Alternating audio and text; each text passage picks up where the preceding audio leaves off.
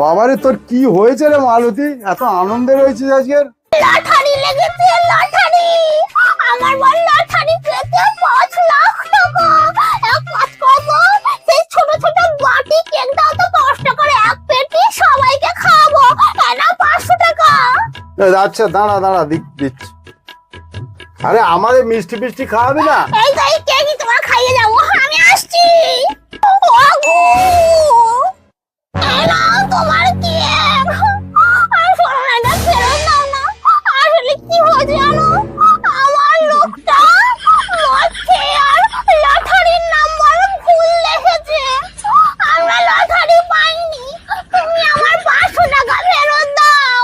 পয়সা ফেরত আর হবে না, আমার খাতায় তো অনেকগুলো টাকা আছে, খাতায় জমা করে দিচ্ছি। আমার এই জুয়ারি মদটার জন্য একদিন আমার সব ভুলে যাবে।